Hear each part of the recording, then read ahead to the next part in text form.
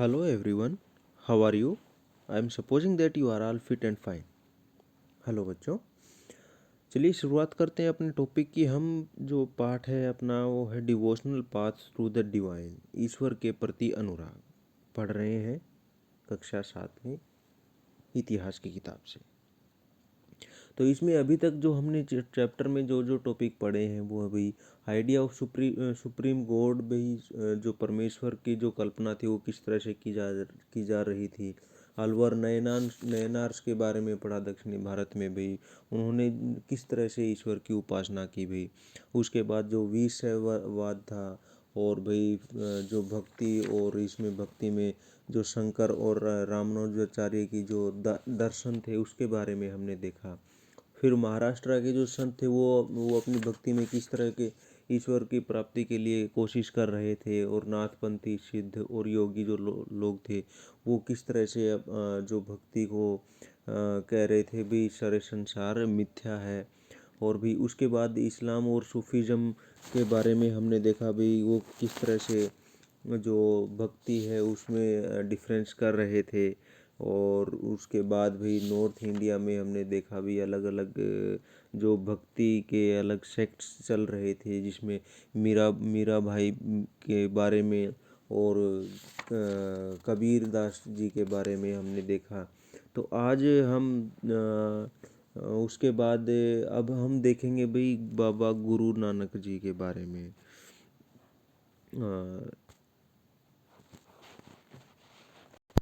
तो गुरु नानक जी के बारे में आपने बहुत सुना होगा भी। जो सिख जो संप्रदाय है, सिख धर्म जो है, उनके गुरु जो हुए हैं गुरु नानक देव जी, तो उन्हीं के बारे में अब हम पढ़ेंगे भाई। We know more about Guru Baba Guru Nanak then about Kabir. अभी जो कबीर के बारे में हमें जितना मालूम था, हम उससे ज़्यादा बाबा जो गुरु नानक हुए हैं उनके बारे में हमें पता है। उसका कारण ये था भाई कबीर जी के बारे में बहुत कम लिखा गया था, और इवन कहा गया था भाई जो कबीर जी थे उन्होंने अपने बारे में नहीं लिखा, उनके जो शिष्य हुए उन्हीं ने उनके बारे में लिखा था। और जो गुरु नानक जो हुए हैं भाई, क्योंकि ये उनके एक वो काफ़ी फेमस हुए हैं, और जो उनके जो शिष्य हुए हैं, इवन उनके जो बेटे हुए हैं उन्होंने भी उनके बारे में लिखा है, इसलिए हम उनके बारे में ज़्यादा जानते हैं। उनका जो जन्म हुआ था वो 1469 में हुआ था, और उनकी मृत्यु हुई थी 1539 में। तो चलिए देखते हैं भाई। बोर्न एट तलवंडी ननकाना साहिब इन पाकिस्तान। अब उनका जन्म कहाँ हुआ था? तलवंडी में। अब ये तलवंडी में ननकाना साहिब नाम की एक जगह है जो कि आज के पाकिस्तान में है। पहले पाकिस्तान और भारत एक ही थे, तो जब उनका जन्म हुआ था, लेकिन उसके बाद 1947 में जब ये डिवीज़न हो गया था, तब ये जो ननकाना साहिब जो जहाँ पे गुरु नानक जी का जन्म हुआ था वो पाकिस्तान में चला गया था। He traveled widely before establishing a center at Kartarpur, Dera Baba Nanak on the river Ravi। अब भाई उन्होंने क्या किया था भाई, उन्होंने अपना एक डेरा मतलब एक स्थान सुनिश्चित कर लिया भाई, अपनी एक जगह बना ली भाई, ठीक है। और वो कहाँ बनाई? डेरा बाबा नानक के नाम से रावी नदी के किनारे बनाई भाई, करतारपुर जो कि पाकिस्तान में है भाई। उससे पहले वो बहुत घूमे भाई, बहुत जगह गए, अपने जो वचन दिए भाई, अपने वाणियाँ बताई, ठीक है, लोगों से मिले, उनको बारे में जाना, ठीक है। A regular worship that consisted of the singing of his own hymns was established there for his followers। अब भाई हुआ क्या भाई? A regular worship that consisted of the singing of his own hymns. अब जो उन्होंने जो भी जिसे हम शब्द कहते हैं, भजन कहते हैं, तो उन्होंने जो कुछ भी गाया तो उनको establish there for his followers, तो भाई किसके लिए था वो? उनके जो फॉलोवर थे, जो उनके अनुयायी थे, उनके लिए था। ठीक है, जो उन्होंने गाया, जो कुछ भी उन्होंने भजन वगैरह थे जो ईश्वर के बारे में थे और समाज के बारे में थे, वो सारी चीज़ें irrespective of their former creed, caste or gender. His followers ate together in the common kitchen. लंगर।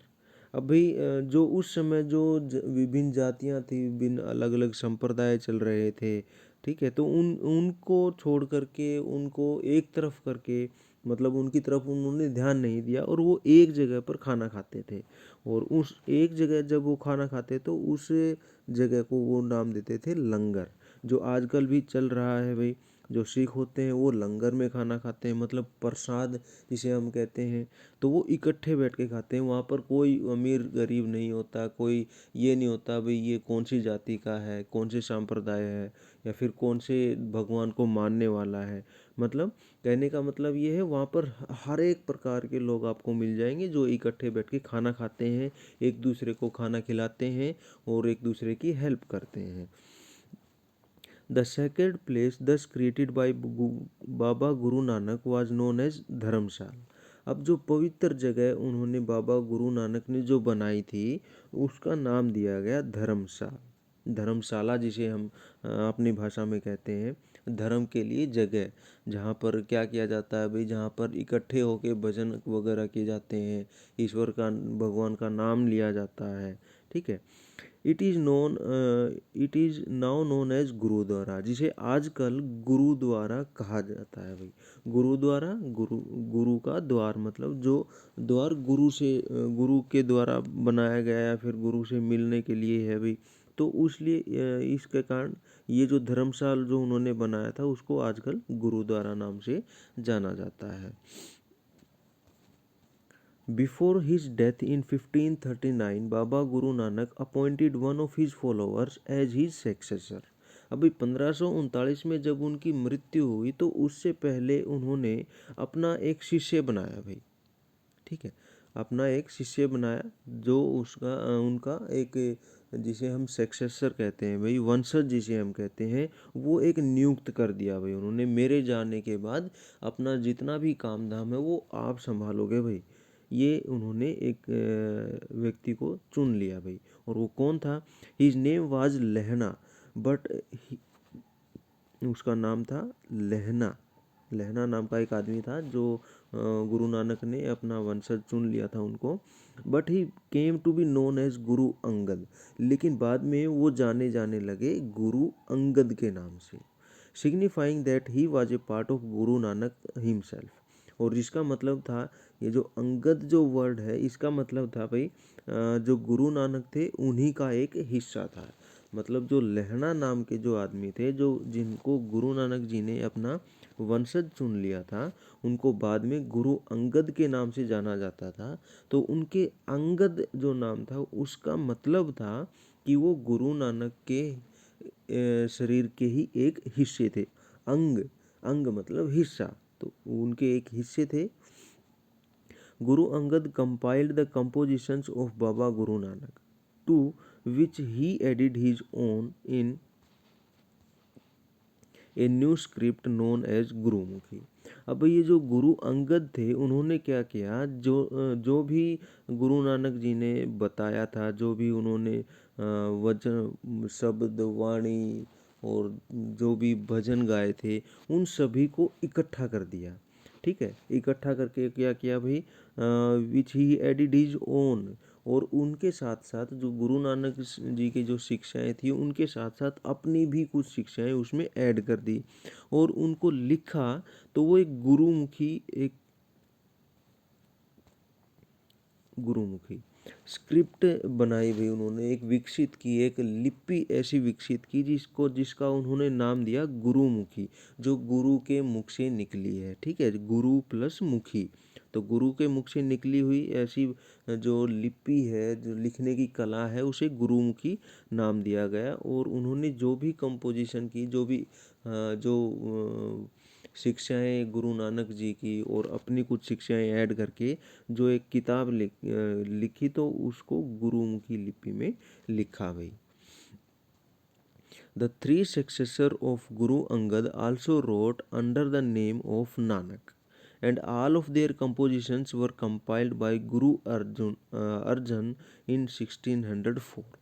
अब यहाँ पे एक और चीज़ आ गई भाई, जो गुरु अंगद थे उन्होंने तो इकट्ठा किया था गुरुमुखी जो वाणी थी, जो लिपि थी उसमें, लेकिन उसके बाद क्या हुआ भाई, जो उनके सक्सेसर थे, उनके तीन जो वंशज और माने जाते हैं भाई सक्सेसर, मतलब उनके बाद के जो लोग थे तीन, जिनको उन्होंने अपना वंशज बना दिया था, Guru wrote under the name of Nanak, Nanak के नाम से ही लिखा भी, जिस मतलब उन्होंने जो अपनी जो शिक्षाएं दी, जो गुरु अंगद के बाद जो भी वंशज आए उन्होंने जो अपनी शिक्षाएं भी दी, तो उन्होंने अपना नाम नहीं लिखा भाई, कहीं पर उन्होंने अपना जिक्र नहीं किया, बल्कि उन्होंने ये कहा कि भी ये शिक्षाएं नानक जी ने दी हैं, जो गुरु नानक थे उनकी ये शिक्षाएं हैं, हमारी नहीं है। तो भाई कहीं पता नहीं चलता उनके बारे में।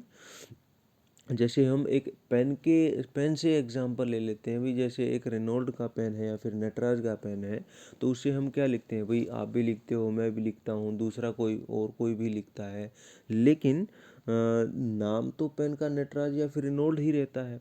तो फिर वही एग्जाम्पल हम यहाँ ले सकते हैं भाई, जो गुरु अंगद के जो तीन शिष्य थे उन्होंने जो अपनी शिक्षाएं जो दी वो गुरु नानक के नाम से ही दी भाई, and all of their compositions were compiled by Guru Arjan in 1604। और जो गुरु नानक, गुरु अंगद और जो गुरु अंगद के तीन शिष्य थे, तो इन सभी गुरुओं ने जो भी शिक्षाएं दी उनको इकट्ठा करके एक किताब बना दी, मतलब एक ग्रंथ बना दिया, जो 1604 तक बना दिया गया था। और किसने ये किया था, किसने इकट्ठा की थी ये चीज़ें, ये गुरु अर्जन ने। तो अब यहाँ पे दो क्वेश्चन आते हैं भाई, गुरु अर्जन ने किसकी की शिक्षाएं इकट्ठी की थी और गुरु अंगद ने किसकी शिक्षाएं इकट्ठी की थी, ठीक है। तो भाई गुरु अंगद थे तो उन्होंने जो गुरु नानक जी की जो शिक्षाएं थी उनको कंपाइल किया था, और जो गुरु अर्जन थे उन्होंने किस किस की थी, गुरु नानक, गुरु अंगद, उसके जो सक्सेसर थे उनकी, उन सभी की। To this compilation were added the writings of other figures like Sheikh Farid, Sant Kabir, Bhagat Namdev and Guru Tegh Bahadur।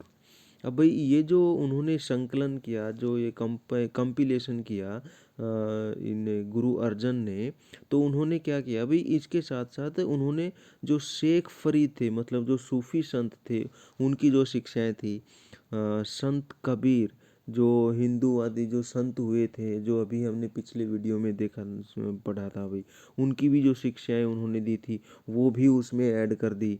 भगत नामदेव जो महाराष्ट्र के जो संत हुए थे उनकी भी जो शिक्षाएं थी वो भी उसमें ऐड कर दी। गुरु तेग बहादुर और जो इनके सिखों के एक और जो गुरु हुए, उन्होंने जो कुछ भी बताया, जो कुछ सीख दी, जो भी अच्छी चीज़ें बताई, वो भी उसमें ऐड कर दी। कहने का मतलब ये है कि भी जो ग्रंथ उन्होंने लिखा उसमें सारा का सारा जितने भी भगत थे, जो मेन जो भक्त हुए हैं, संत हुए हैं, उनकी जो अच्छी अच्छी शिक्षाएं थी, उन सभी शिक्षाओं को उन्होंने एक किताब में, एक ग्रंथ में लिख दिया ताकि लोगों का भला हो सके जब लोग उन्हें पढ़ें। इन 1706 this compilation was authenticated bye Guru Tegh Bahadur sun and successor Guru Gobind Singh. अब भाई अब उसके बाद क्या हुआ, जो गुरु अर्जन जी ने जो भी कंपिलेशन की थी, जो भी एकत्र किया था, जो भी संकलन किया था, तो भाई 1706 में गुरु तेग बहादुर, जो अभी अभी हमने देखे थे यहाँ पे, तो गुरु तेग बहादुर के बेटे और उनके वंशज ने उसको प्रमाणित घोषित कर दिया, ठीक है। और उनके बेटे कौन थे, गुरु गोविंद सिंह, जिसे हम आजकल भी जानते हैं Guru Gobind Singh. It is now known as Guru Granth Sahib. और जो ये संकलन इन सभी का हुआ तो उस ग्रंथ का नाम दे दिया गया गुरु ग्रंथ साहिब, ठीक है। जो गुरुओं की जो वाणी, जो गुरुओं की जो शिक्षाएं थी, उनको एक ग्रंथ लिख दिया गया और उसका नाम दे दिया गया गुरु Granth Sahib. The Holi scripture of the six. और ये जो किताब है, ये जो ग्रंथ है, ये जैसे गीता है, रामायण है, जैसे बाइबिल है, जैसे कुरान है, वैसे ही सिखों की एक पवित्र किताब बन गई भाई। ठीक है। The number of Baba Guru Nanak's followers increased through the 16th century under his successors. अब भाई जो गुरु नानक जो हुए थे भाई, उनके जो अनुयायी थे, उनकी जो शिक्षाओं को मानने वाले जो लोग थे, वो भाई 16वीं जो सदी आई वहाँ तक और ज़्यादा बढ़ने लगे भाई। और किसकी वजह से? जो उनके सक्सेसर थे, उनके जो वंशज थे, जैसे गुरु अंगद हुए, गुरु अर्जन हुए, तेग बहादुर जी हुए, और ये जो उनके बेटे हुए, तो उनके जो अंडर में उनका जो ये जो संप्रदाय चला, ये जो सिख संप्रदाय चला, ये काफ़ी फलने फूलने लगा भाई। They belonged to a number of caste, but traders, agriculturist, artisans and craftsman predominated. तो भाई ये इनकी जो सेक्ट थी, ये जो संप्रदाय था, सिख संप्रदाय जो था, ये बहुत फेमस हुआ। तो इसमें बहुत सारे लोग जुड़ने लगे, लेकिन उनकी खासियत क्या थी? उनमें किसी तरह की कोई जाति पाति का भेदभाव नहीं था। जैसे कि भी हमने देखा, जो कबीर जो मानते थे, जो महाराष्ट्र के जो संत थे, और भाई जो भी योगी सिद्ध हुए थे, और जैसे सूफी में हमने देखा भाई, किसी तरह की कोई जाति प्रथा, किसी जो जाति के रूप में कोई भेदभाव नहीं था। तो वैसे ही ये जो सिख संप्रदाय चला, तो इसमें भी किसी तरह का कोई भेदभाव नहीं था। लेकिन इसमें कुछ लोग थे जो मुख्य लोग थे, जो अहम रोल भूमिका में थे। कौन थे वो? ट्रेडर्स मतलब व्यापारी थे, एग्रीकल्चरिस्ट किसान थे जो किसी भी फसल को, कोई भी चीज़ उगाते थे, आर्टिसंस कलाकार थे, क्राफ्ट पर्सन्स भाई जो भी कोई नई चीज़ बनाने वाले थे, प्रीडोमिनेटेड उनमें खास तौर से थे। मतलब आप अगर देखें तो ट्रेडर्स हैं भाई, वो भी नई चीज़ लेने यानी कि खरीदते हैं, बेचते हैं, मतलब व्यापार का काम करते हैं। और एग्रीकल्चरिस्ट ये उत्पादन का काम कर रहे हैं, आर्टिसंस ये भी उत्पादन का काम कर रहे हैं, और क्राफ्ट पर्सन ये भी भाई। तो मतलब क्या है, इसमें जो मुख्य जो लोग थे वो उत्पादक लोग थे, जो कोई ना कोई चीज़ बना रहे थे। ठीक है। This may have something to do with Baba Guru Nanak's insistence that his followers must be householders and should adopt productive and useful occupations. अब भाई इसका कारण क्या था? भाई यही लोग, ऐसे ही लोग क्यों आ रहे थे? क्योंकि जो बाबा गुरु नानक थे, उनके अनुसार क्या था भाई, जो उनका जो संप्रदाय है उसमें कौन होने चाहिए भाई, जो भक्ति करें, वो घर बार ना छोड़ें, वो हाउस होल्डर्स होने चाहिए भाई, अपने घर में रह के अपनी जिम्मेवारियां निभा के वो भक्ति करें। And should adopt productive and useful occupation. और उन वो क्या चीज़ करें भाई, क्या चीज़ अपनाएं? प्रोडक्टिव हों भाई, उत्पादन करें भाई, वो कोई ना कोई चीज़ बनाएं ताकि लोगों का भला हो। एंड यूजफुल ऑक्यूपेशन, और वो को जो भी काम करें वो समाज के लिए कल्याणकारी हो। ठीक है। इसलिए इसमें इन लोगों का ये था भाई, जो प्रभाव था वो ज़्यादा था। They were also expected to contribute to the general funds of the community of followers. अब उनके साथ साथ उन्होंने प्रोडक्टिव तो होना ही था, लेकिन उसके साथ साथ उन्हें एक चीज़ और भी करनी थी। क्या? कि भी जो उनका समाज है, जो सिख समुदाय जो बन रहा था, जो उनके जितने भी अनुयायी हो रहे थे, उनके उनके लिए भी फंड को भी इकट्ठा करना था, मतलब दान देना था, कि भाई उनको किसी तरह की कोई मुश्किल ना आए। By the beginning of the 17th century, the town of Ramdaspur, Amritsar, had developed around the central Gurudwara called Harmandir Sahib, Golden Temple। अब ये जो 17वीं शताब्दी तक आते आते भाई क्या हुआ भाई, टाउन ऑफ रामदासपुर, जो कि आजकल अमृतसर जिसे कहा जाता है, developed around the central gurdwara, जो मुख्य जो इनका गुरुद्वारा था, केंद्रीय जो गुरुद्वारा था, हरमंदिर साहिब, जो कहा जाता है, जिसे गोल्डन टेम्पल कहा जाता है, उसके चारों तरफ बन गया। और वो जो टाउन या फिर सिटी जो बना, उसे अमृतसर आजकल हम जानते हैं। पहले का नाम उसका गुरदासपुर है। It was virtually self-governing, and modern historians refer to the early 17th century Sikh community as a state within the state. अब ये जो state with in the state, अब यहाँ पे एक जो फ्रेज आया भाई, एक राज्य के अंदर एक राज्य, तो उस समय क्या हुआ भाई, जो क्योंकि 17th सेंचुरी की बात कर रहे हैं, तो उस समय क्या था भाई, ये जो मुगल थे भाई, उस समय इनका शासक था, तो जो पूरा भारत लगभग पूरा भारत उनके अंडर में था, मतलब पूरा भारत एक ही राज्य के रूप में था। लेकिन ये जो हरमंदिर साहिब के चारों तरफ जो अलग से एक और शहर बनने लगा था, इतना विकसित होने लगा था भाई, ये क्या था भाई, सेल्फ गवर्निंग, इनकी खुद की सरकार थी। ये भी किसी दूसरी सरकार पर आश्रित नहीं थे, ना ही तो ये इन पे मुगलों के अधीन थे, ना ही किसी अंग्रेज के अधीन थे। ठीक है, तो मतलब अपना सारा काम ये ही खुद ही संभालते थे। तो ये एक स्टेट के अंदर एक और स्टेट के रूप में उभरने लगे। कौन, ये सिख लोग, ये ऐसा इतिहासकार बताते हैं भाई। The Mughal Emperor Jahangir looked upon them as a potential threat, and he ordered the execution of Guru Arjan in 1606. अभी 1606, अभी तक आपने देखा भी, जो अर्जन देव थे, गुरु अर्जन देव, उन्होंने सारा कुछ संकलन कर लिया था। लेकिन ये जो उस समय जो मुगल सम्राट थे जहांगीर, उन्हें क्या लगा भाई, क्योंकि इनको हमारी ज़रूरत तो है ही नहीं, ये अपना शासन खुद चला रहे हैं, तो वो क्या समझने लगे भाई, ये मुगल साम्राज्य के लिए आगे चल के ये जो सिख समुदाय था, ये भाई कहीं हमारे लिए मुश्किल ना खड़ी कर दे, कहीं भाई हमारे लिए हमारा विरोध ना करना शुरू कर दे। तो इसलिए उन्होंने क्या किया, जहांगीर ने ये जो अर्जुन देव थे या अर्जन देव थे, उनको भाई मारने का प्लान बना लिया भाई। ठीक है भाई, इसको ख़त्म कर दो, नहीं तो ये हमारे लिए आगे जाके मुसीबत पैदा कर देंगे।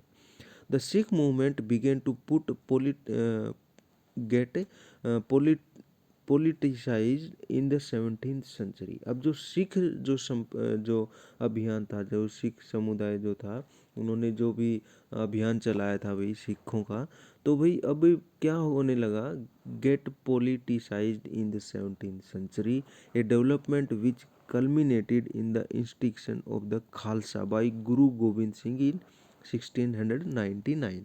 अब ये धीरे धीरे धीरे धीरे भाई क्या हो गया, 17th सेंचुरी में आते आते ये पोलिटिसाइज हो गया भाई, एक राजनीति का रूप लेने लगा। मतलब उसमें राजा बनने लगे, मंत्री बनने लगे, जैसे जो औरंगजेब के शासन में, मुगलों के शासन में राजा होते थे, उस तरह से ये राजनीति भी करने लगे, क्योंकि इनको किसी दूसरे राजा की तो ज़रूरत थी ही नहीं, तो शासन चलाने के लिए राजा की ज़रूरत होगी और मंत्रियों की ज़रूरत होगी। तो इसी तरह ये जो सिख समुदाय था, सिख अभियान जो चल रहा था, वो भाई राजनीतिकरण उसका होने लगा। A development which culminated in the institution of Khalsa by Guru Gobind Singh इन 1699। अब भाई उनका क्या हुआ भाई, ये 1699 में गुरु गोविंद सिंह एक जो हुए भाई, जो तेग बहादुर जी के उनके बेटे थे, तो उन्होंने एक नया पंथ बना दिया भाई। जो सिख संप्रदाय था, उसके अंदर एक अलग डिवीजन कर दिया छोटा सा, जिसका नाम दे दिया उन्होंने खालसा। ठीक है, तो इस खालसा का क्या काम था, the community of the Sikhs called the Khalsa पंथ बिकेम ए पॉलिटिकल एंटाइटी। अब ये जो खालसा पंथ जो बना, उन्होंने गोविंद सिंह ने जो बनाया था, वो उसका काम था पॉलिटिकल इंटाइटी, मतलब राजनीति करना।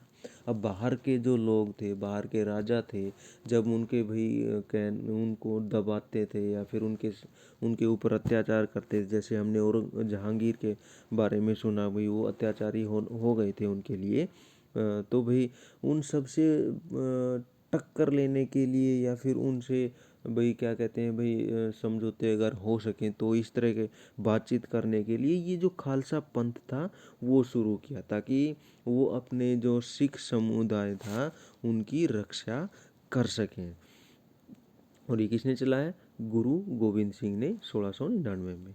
The changing historical situation during the 16th and 17th centuries influence the development of Sikh movement. भाई अभी 16वीं और 17वीं जो शताब्दी थी उस समय जो भी विकास हो रहे थे, जो भी परिवर्तन हो रहे थे इतिहास में, उन सब ने भी जो सिख मूवमेंट था उसको प्रभावित किया। भाई प्रभावित तो होना ही था भाई। इतना अगर हम देखें भाई, अगर हम कहीं पे जाते हैं तो हमारे चारों तरफ जो भी घटनाएं होती हैं तो उनका प्रभाव तो हम पे पड़ता ही है।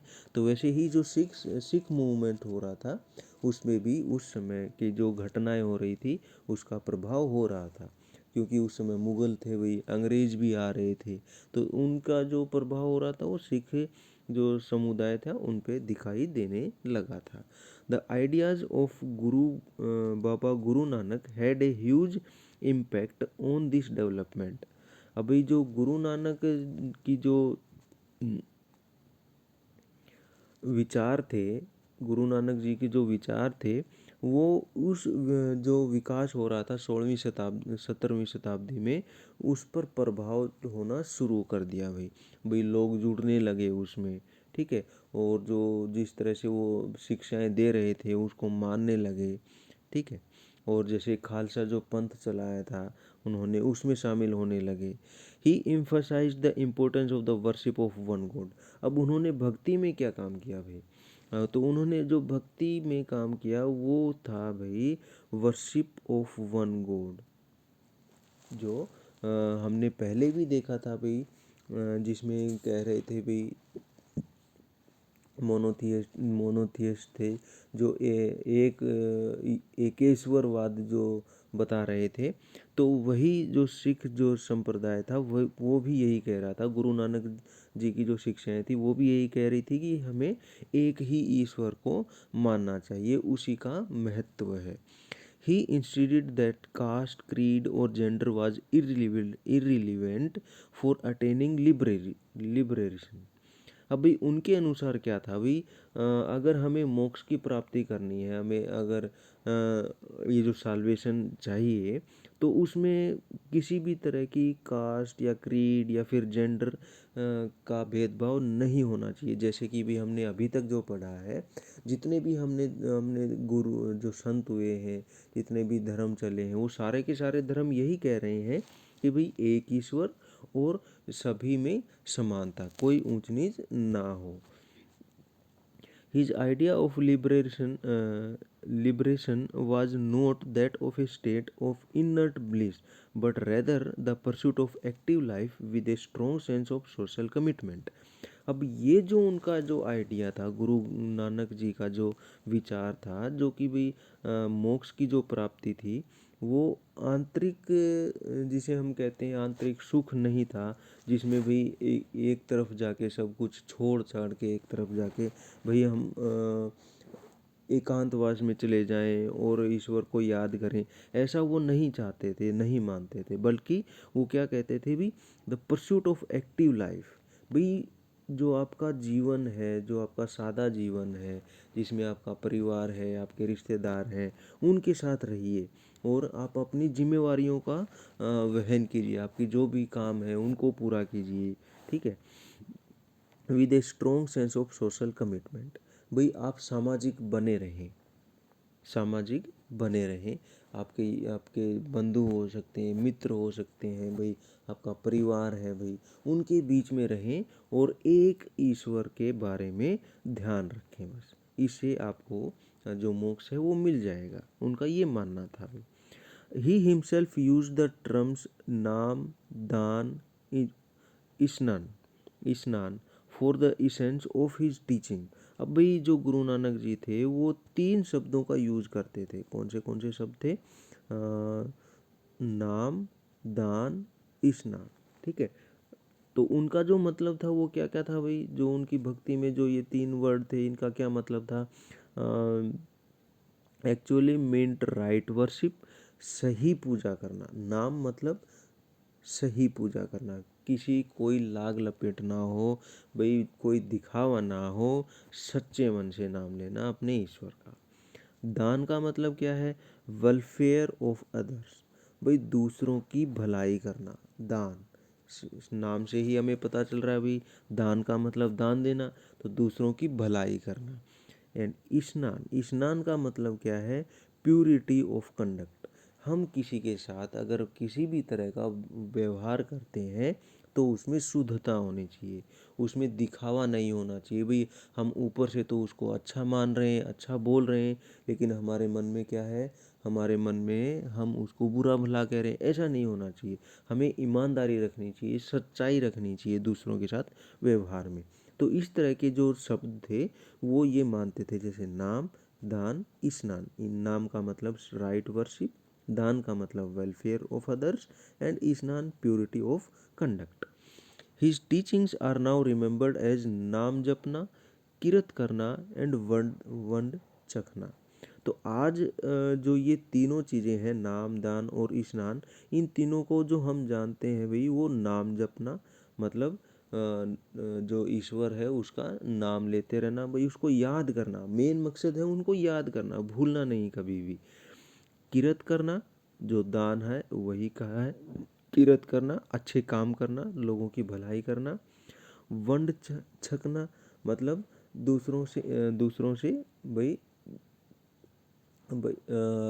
अपना जो खाना पीना है वो दूसरों के साथ बांटना। भाई हमारे पास जो भी अच्छी चीज़ है वो दूसरों के साथ बांटना। इवन हमारी जो खुशियाँ हैं वो भी दूसरों के साथ बांटना। इसी से हम देखते हैं भाई जो गुरुद्वारे होते हैं उसमें अक्सर आप सुनते हैं भाई वंड चखो, भाई वंड चखो, मतलब हमारी जो भी खुशियाँ हैं वो आपस में बांटो। हमारा खाना पीना है, हमारे पास क्या क्या अच्छी चीज़ें हैं, ठीक है। Which also underline the importance of right belief and worship. जो भी जो क्या चाहते हैं भाई उनके जो महत्व क्या क्या बताते हैं? राइट बिलीफ, सही विश्वास होना चाहिए। ये नहीं भाई अभी थोड़ी देर पहले विश्वास कर रहा हूँ, अभी मेरा विश्वास नहीं है। सही विश्वास होना चाहिए, पक्का विश्वास होना चाहिए। वर्शिप, पूजा अगर करो तो सही करो, सच्चे मन से करो। ऑनेस्ट लिविंग, ईमानदार रहो, झूठ मत बोलो भाई, ठीक है। किसी की गाली गलौज मत दो भाई, ठीक है। किसी की बुराई मत करो भाई, चोरी मत करो, है ना। ईमानदार बने रहो, सच्चे बने रहो, सभी का भला करो। एंड हेल्पिंग अदर्स, और दूसरों की हेल्प करो, भलाई करो। तो ये चीज़ थी, ये इसमें जो गुरु नानक जी थे वो अपनी शिक्षाओं में बताते हैं। Thus, Baba Guru Nanak's idea of equality had social and political implication. अब इस तरह से हम देखते हैं कि जो बाबा गुरु नानक जो देव थे उनकी जो शिक्षाएं हैं उसमें क्या क्या था? इक्वलिटी, समानता है भाई उनकी उनकी शिक्षाओं में, ठीक है। कोई ऊंचा नीचा नहीं है, कोई अमीर गरीब नहीं है, सब बराबर है। Had social and political implication, भाई उनकी जो शिक्षाएं हैं वो समानता, क्योंकि हमारे संविधान में भी समानता है भाई, ठीक है। तो राजनीति और सामाजिक जो जीवन है उससे जुड़ा हुआ है उनकी जो शिक्षाएं हैं, वो जो समानता की उनकी जो शिक्षा है। This might partly explain the difference between the history of the followers of Guru Nanak and history of the followers of the other religious figures of the medieval centuries like Kabir, Ravidas and Dadu, whose ideas were very similar to those of Baba Guru Nanak। अब ये जितने भी हमारे जो संत हुए हैं, गुरु नानक जी वगैरह हुए हैं और इनके जो अनुयायी हुए हैं, तो इनमें जो धार्मिक जो भावना थी वो लगभग एक जैसी ही थी। हमें देखने को मिलता है भाई किसी तरह की कोई भेदभाव नहीं था। सभी का सभी ये कह रहे हैं भाई एक ही ईश्वर को मानना चाहिए। सभी के सभी ये कह रहे हैं भाई हमें ईश्वर को भूलना नहीं चाहिए, हमें सच्चे मन से उनको याद रखना चाहिए। मतलब क्या है, जितने भी हमारे धर्म हुए हैं, जितने भी संप्रदाय हुए हैं, तो वो एक जो उनकी जो शिक्षाएं हैं वो सभी की बराबर है। डिफरेंस कहाँ आता है भाई? डिफरेंस आता है हम एक दूसरे में भेदभाव करने शुरू कर देते हैं, तो जो कि नहीं होना चाहिए। तो ये था हमारा भाई चैप्टर। उम्मीद है आप लोगों को समझ में आ गया होगा। तो भाई मिलते हैं अपने एक और नए नए टॉपिक में, जो कि हमारा रहेगा Martin Luther and the reformation. अब जो मार्टिन लूथर हुए, अभी तक तो हमने देखा भाई हिंदू में, सिखों में और जो मुस्लिम में, उनमें क्या क्या धर्म सुधार हुए, कैसी भक्ति थी। अब देखेंगे भाई मार्टिन लूथर एंड जो ईसाइयत जो है, क्रिश्चियनिटी है, उसमें किस तरह के सुधार हुए, किस तरह की भक्ति चली, वो हम अगले वीडियो में देखेंगे। तब तक के लिए stay at home, stay fit and keep learning. Thank you.